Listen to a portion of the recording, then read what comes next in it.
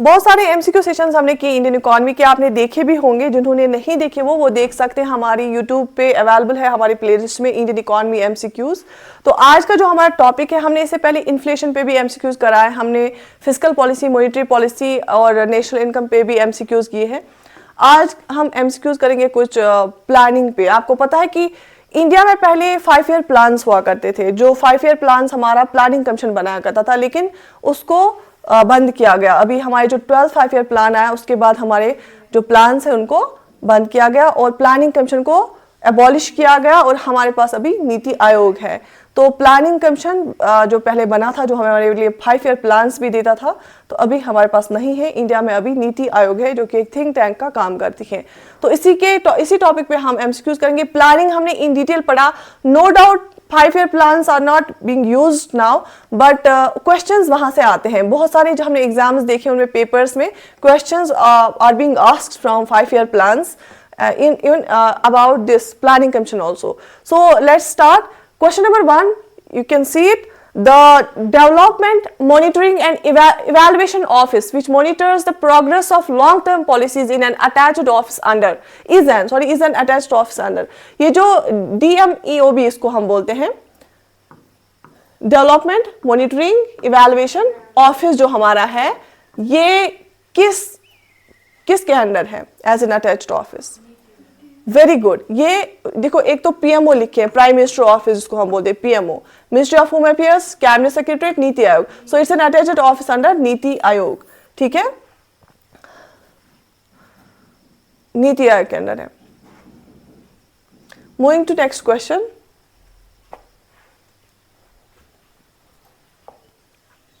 So option D here will be the right answer. आप explanation पढ़ सकते हैं। The Development Monitoring and Evaluation Office was established by government on 18th। कभी-कभी ना date पूछे जाते हैं, फैक्चुअल अगर पूछा जाएगा, 18 सितंबर, एटलीस्ट ये याद रख लेना, 2015 as an attached office of the NITI Aayog by merging the erstwhile Program Evaluation Organization and the Independent Evaluation Office. DMEO has been mandated to actively monitor and evaluate the implementation of the programs and initiatives of the Government of India, including the identification of the needed resources so as to strengthen the probability of the success and scope of delivery. तो basically हमारे जो पहले पुराने दो offices थे उनको मर्ज किया गया और हमारे पास अब क्या है, development monitoring and evaluation office जो कि नीति आयोग के अंडर है। ये मॉनिटर करता है गवर्नमेंट ऑफ इंडिया के डिफरेंट प्रोग्राम्स को और देखता है कि उनकी जो इम्प्लीमेंटेशन है वो किस तरह से हो रही है और उनकी जो सक्सेस है या फेलियर है किस तरह से, कहां पे कमी है, कैसे क्या करना है, और जो रिसोर्सेज है हमारे उनको हम ज्यादा एफिशिएंटली कैसे इस्तेमाल कर सकते हैं और की आइडेंटिफाई करते हैं कि और क्या क्या रिसोर्सेज हमें जरूरत है। Moving to another question. Which of the following was called as Economic Cabinet of India by Ashok Chandra? Ashok Chandra ने किसको बोला था ये इकोनॉमिक कैबिनेट है? आपको पता है cabinet is the highest decision making body, जहां पे जैसे हमारा पार्लियामेंट इलेक्शन होता है, फिर काउंसिल ऑफ मिनिस्टर्स बनता है, लेकिन हमारे कुछ ही कैबिनेट मिनिस्टर्स होते हैं और कैबिनेट मीटिंग्स में टॉप मोस्ट डिसीजंस लिए जाते हैं, जिसको हेड करता है हमारा प्राइम मिनिस्टर। वो तो पॉलिटिकल कैबिनेट है इस हिसाब से अगर हम देखेंगे तो। अशोक चंद्रा ने इकोनॉमिक कैबिनेट किसको बोला था? Planning commission, finance commission, central cabinet, administrative reforms commission. And yes, the right answer is, the right option is option A. Very good, planning commission. Planning commission को उसने बोला था कि ये इकोनॉमिक कैबिनेट है। क्यों?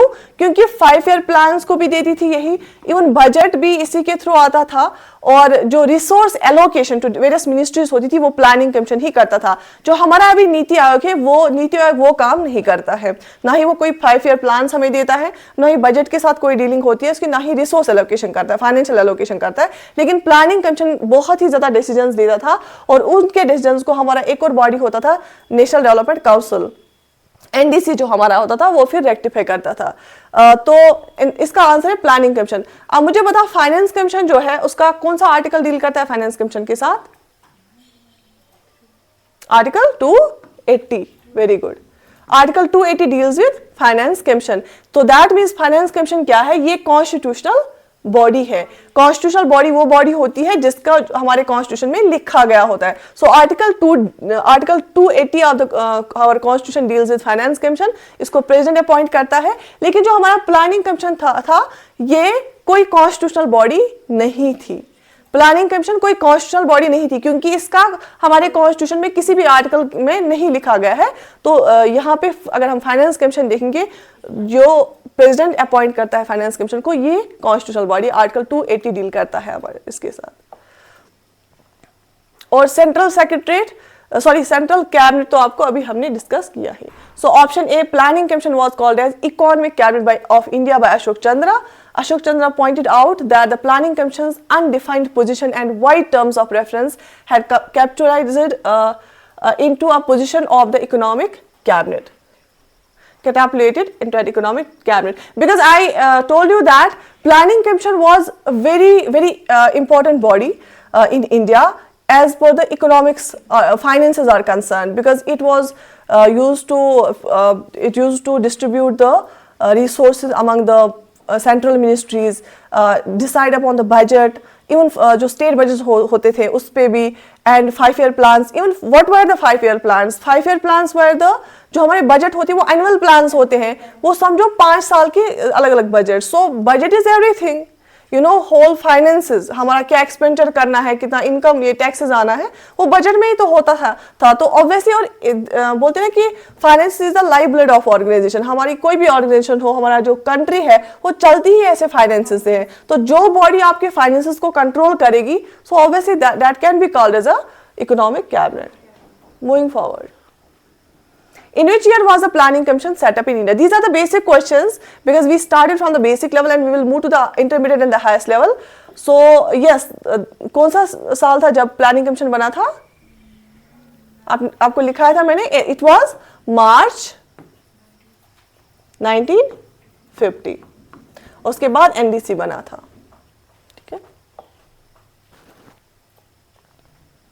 So option A is the right answer.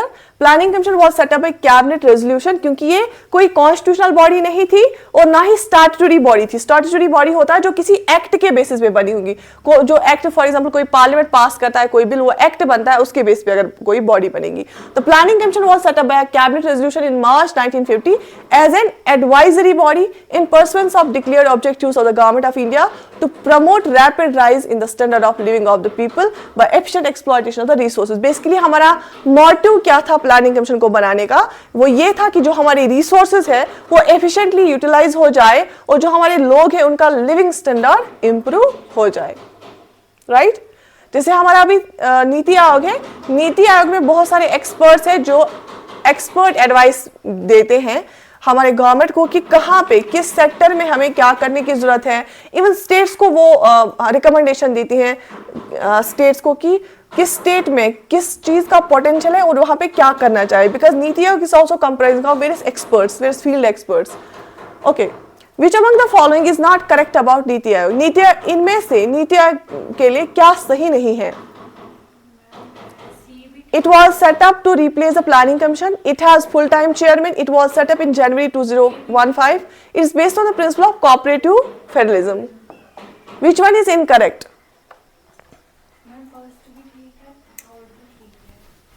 Okay.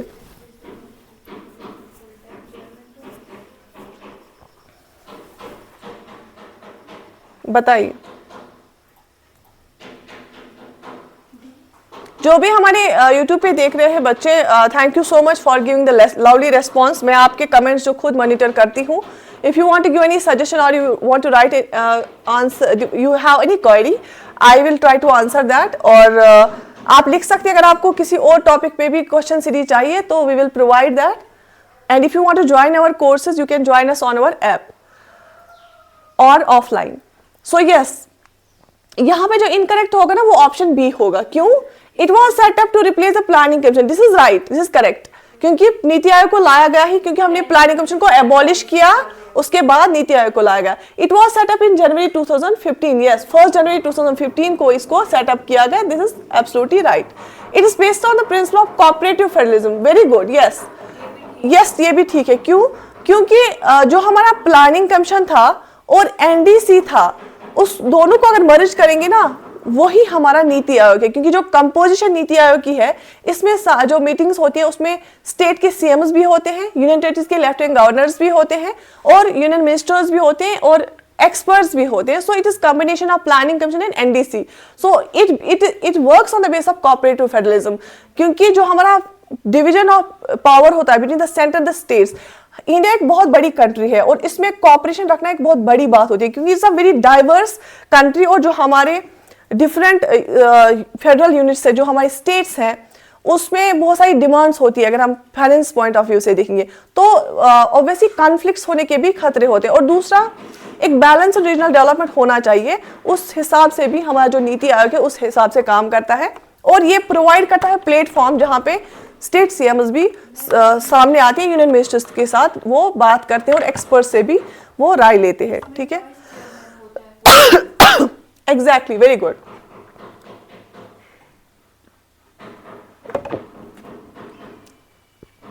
So yes, option B में क्या है, it does not have full time chairman. इसका जो नीति आयोग का चेयरमैन कौन होता है? नीति आयोग का चेयरमैन होता है प्राइम मिनिस्टर ऑफ इंडिया, है ना. वो एक्स ऑफिशियो चेयरमैन होता है. और नीति आयोग का वाइस चेयरमैन होता है. वाइस चेयरमैन अभी कौन है नीति आयोग का? आप कमेंट सेक्शन में लिख सकते हैं, who is the vice chairman of NITI Aayog this time. आप कमेंट्स में लिख सकते हैं. सो it was set up to replace the planning commission. It's right. It was set up in January 2015 and it is based on the principle of cooperative federalism. Cooperative federalism और एक term है competitive federalism. Competitive federalism मतलब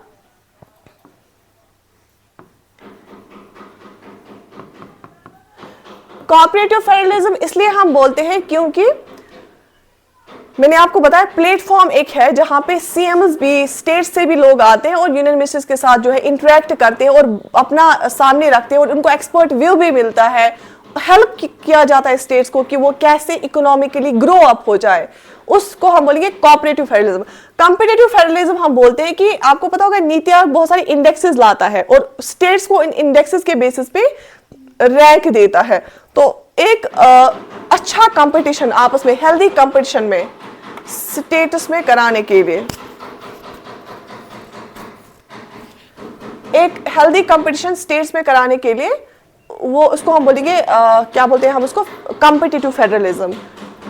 जैसे हमारा SDG index है या बहुत सारे और गवर्नेंस के इंडेक्सेस है जो नीति आयोग संभालता है. तो दो चीजें हैं, कोऑपरेटिव फेडरलिज्म और कॉम्पिटिटिव फेडरलिज्म. और इसमें स्पेशल डिविजन्स भी, जैसे हमारा नीति आयोग का एक फोरम है नॉर्थ ईस्टर्न रीजन के लिए, फोरम एक है. सो यहाँ पे आप एक्सप्लेनेशन पढ़ सकते हैं.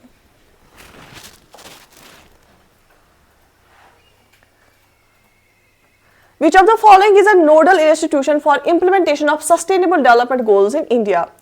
Sustainable development, जो sustainable development goals जो UN ने दिए थे, 17 गोल्स दिए थे, उसमें 169 टारगेट्स थे. और आप मुझे कमेंट सेक्शन में बता सकते हैं what is the goal, SDG 6 क्या है. आपको पता, जो भी कॉम्पिटिटिव एग्जाम की तैयारी करता है ना, उसको एसडीजी गोल्स के जो है ना याद होने चाहिए जबानी. एसडीजी, व्हाट इज एसडीजी 6 आप कमेंट्स में लिख सकते हैं. और नीति आयोग का जो अभी वाइस चेयरमैन है वो कौन है वो भी आप लिख लेना. Which are the following is nodal institution. तो एसडीजी के लिए नोडल इंस्टीट्यूशन हमारी इंडिया में कौन सा इंस्टीट्यूशन है?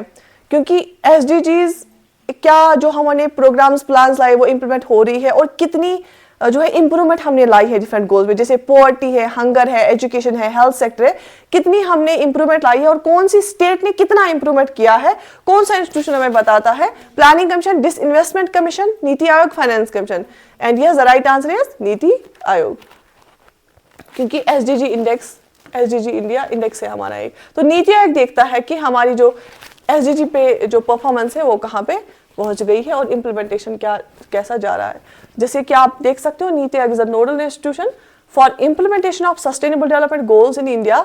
It is established with the aim to achieve SDGs with cooperative federalism. मतलब कि जो डिफरेंट स्टेट्स है ना, उनको भी हेल्प किया जाता है कि आप कैसे अचीव कर सकते हो. इसका मेन मोटिव है कोऑपरेटिव फेडरलिज्म नीति आयोग का. Who was the first vice chairman of the NITI Aayog? NITI Aayog का फर्स्ट वाइस चेयरमैन कौन था? क्या आप बोल सकते हैं?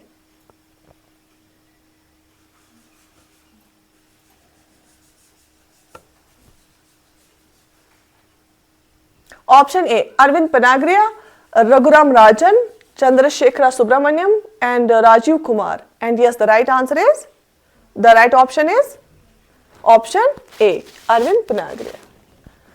An Indian American economist and a professor of economics at Columbia University served as the first vice chairman of नीति आयोग. ठीक है, शाबाश. आप बताइएगा अभी कौन सा है, अभी कौन है वाइस चेयरमैन इसका नीति आयोग का.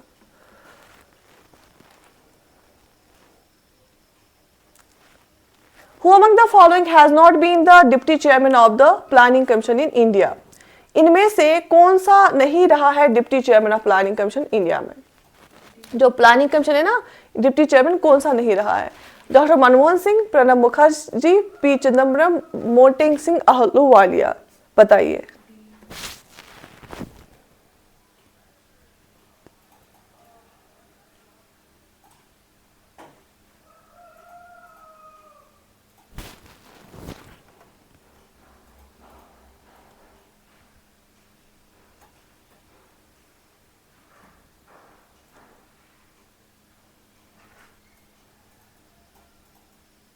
अगर आप और भी किसी टॉपिक पे क्वेश्चंस चाहते हैं तो आप कमेंट्स में लिख सकते हैं.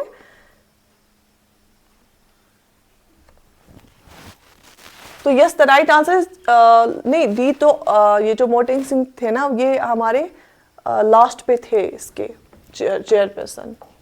तो option C, P Chidambaram. National planning committee, आप हिस्ट्री में आपने पढ़ी होगी. National planning committee was set up by, ये किसने सेटअप की थी? Jawaharlal Nehru, Lal Bahadur Shastri, A Dalal, Subhash Chandra Bose. Answer C. National planning committee was constituted by the president of Congress Subhash Chandra Bose in October 1939. क्योंकि अक्टूबर 1938 वाले सेशन में सुभाष चंद्र बोस ही प्रेसिडेंट थे इसके कांग्रेस के.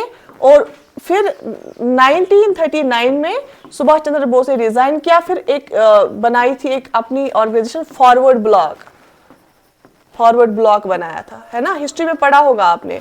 तो 1938 में प्रेसिडेंट थे कांग्रेस के सुभाष चंद्र बोस, तो उन्होंने बनाया. और फिर पंडित जवाहरलाल नेहरू इसके चेयरमैन बने थे, किसके? नेशनल प्लानिंग कमेटी के. क्योंकि इनका कहना भी था, उस असल में ये थोड़ा डोमिनेटेड हुए थे, किस ये इन्फ्लुएंस हुए थे सोशलिज्म, ये उसी को फॉलो करते थे, सोशलिज्म को बहुत ज्यादा फॉलो करते थे सुभाष चंद्र बोस और पंडित जवाहरलाल नेहरू. और ये चाहते थे कि हमारी जो पॉलिटिकल डेमोक्रेसी के साथ साथ हमारी इकॉनमी भी सुधर जाए. ये इकॉनमी पे भी बहुत फोकस करते थे कि सिर्फ नहीं ब्रिटिशर से हमारी आज़ादी मिले, हमारा जो इकोनॉमिक एंगल है हमारी कंट्री का, वो भी हमें डेवलप करना है और अच्छा इकोनॉमिक सिस्टम लाना है, सो दैट कि जिससे सब लोगों को फायदा मिले.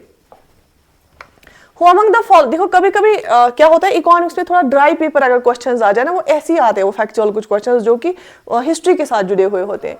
Who among the following formulated the Gandhian plan? इनमें से किसने गांधीयन प्लान फॉर्मुलेट किया था? Mahatma Gandhi, Narayan Agarwal, M N. Roy, Mahalanobis. And yes the right answer is option B. In the light of the basic principles of Gandhian economics, Narayan Agarwal जो है propounded the Gandhian plan in 1944, in which he put emphasis on the expansion of small unit production and agriculture. The fundamental feature of the Gandhian plan was the decentralization of economic structure with self-contained village and cottage industries. क्योंकि आपने देखा होगा जो directive principles of state policies में हमारा article 40 है, to give practical shape to local self government, village panchayat, जो हमारा 73rd और 74th कॉन्स्टिट्यूशन अमेंडमेंट हुआ. जब 73rd और 74th कॉन्स्टिट्यूशन अमेंडमेंट हुआ, थोड़ा सा पॉलिटी का एंगल भी यहाँ पे लाते हैं. जब 73rd कॉन्स्टिट्यूशनल अमेंडमेंट हुआ तो उससे क्या मिला? प्रैक्टिकल शेप मिला आर्टिकल 40 को.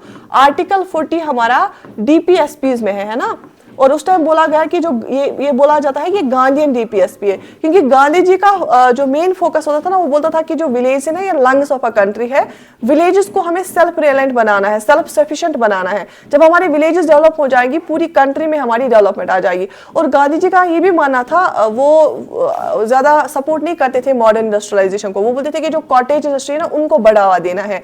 तो इसीलिए उनका फोकस एग्रीकल्चर और जो स्मॉल यूनिट प्रोडक्शन है, कॉटेज इंडस्ट्रीज है ना, उन पे था, और सेल्फ कंटेन्ड विलेज पे था, डिसेंट्रलाइजेशन पे था. वो बोलते था कि विलेजेस को आप पावरफुल बनाओ, चाहे पॉलिटिकली चाहे इकोनॉमिकली, विलेज पे बहुत ज्यादा फोकस होना चाहिए और एग्रीकल्चर और कॉटेज इंडस्ट्री पे फोकस होना चाहिए. तो ये था गांधीयन प्लान. तो जिसको इसका आंसर क्या है? Option B is the right answer है. Who amongst the following drafted the Sarvodaya plan? Sarvodaya plan किसने इनमें से बनाया? M N Roy, Jayaprakash Narayan, Morarji Desai. देखो ये क्वेश्चंस मैंने इसलिए यहाँ पे रखे हैं, आपको पता होगा कि आजकल बहुत ज्यादा न्यूज में, क्योंकि हम अभी कंटेम्प्रेरी प्रॉब्लम्स को बोलते हैं कि हमारे थिंकर्स ने क्या बोला था, ये सर्वोदया, गांधीयन प्लान, ये न्यूज में रहते हैं, तो इसका हिस्ट्री के साथ जोड़ के फिर क्वेश्चन आ सकता है। तो ये किसने दिया था? And yes, the right option is in 1950 Jayaprakash Narayan drafted the Sarvodaya plan inspired by Gandhian ideals, क्योंकि सर्वोदया का कॉन्सेप्ट गांधी जी ने दिया था to chart a future map for India's development, and 1954 onwards he dedicated his life to the Sarvodaya movement to establish the true socialism. तो गांधी जी भी बोलता था कि जो जितने भी वेल्दी पीपल है, तो वो ट्रस्टीज है, वो जो वेल्थ उनके पास, जो सरप्लस वेल्थ है, वो चाहिए वो गरीबों को दे, उनको अपलिफ्ट करने में लगाए। तो इस असल में जब जो हमारा आजकल का आइडिया है ना, इंक्लूसिव इंडिया, इंक्लूसिव डेवलपमेंट, तो ये कहीं ना कहीं कनेक्ट होता है इन चीजों के साथ। इंक्लूसिव डेवलपमेंट इकोनॉमी में हम पढ़ते हैं ना, इंक्लूसिव ग्रोथ। इंक्लूसिव का ग्रोथ का मतलब होता है कि अगर हमारी इकोनॉमिक ग्रोथ हो रही है, उसके साथ साथ सारे रीजन, सारे जो जेंडर्स ग्रो होने चाहिए, फीमेल्स भी आगे आनी चाहिए, ट्राइबल्स भी ग्रो होने चाहिए, उनको भी फायदा मिलना चाहिए, स्मॉल फार्मर्स भी ग्रो होने चाहिए, बड़ी बड़ी चीज के साथ जो बैकवर्ड रीजन है ना, वो भी ग्रो होने चाहिए, तब हम मानेंगे इंक्लूसिव ग्रोथ हो रही है। तो ये कॉन्सेप्ट है जो अभी हमारे थिंकर्स ने दिए थे कॉन्सेप्ट्स, आजकल फिर से उन पे काम किया जा रहा है। गवर्नमेंट ऑफ इंडिया बहुत सारी ऐसे स्कीम्स, ऐसे प्रोग्राम्स ला रहा है जो हमारी इंक्लूसिव ग्रोथ एंड डेवलपमेंट में हेल्प करेगी। ठीक है, so this is the end of today's PDF, and ये एक छोटा सा सेशन था एमसीक्यूज का। आप और किस टॉपिक पे आप एमसीक्यू चाह रहे हैं, आप वो लिख सकते हैं। Thank you so much for being with us. बहुत सारे बच्चे जो है बहुत रेस्पॉन्स दे रहे थे हमारे जो पिछले जो हमारे वीडियोस आए थे इंडियन इकोनॉमी जो एमसीक्यूज है उस पे, and thank you so much again.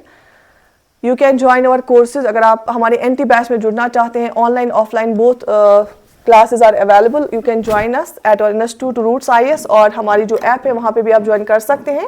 Civil service batch में भी आप ज्वाइन कर सकते हैं, दैट्स ऑल्सो गोइंग ऑन।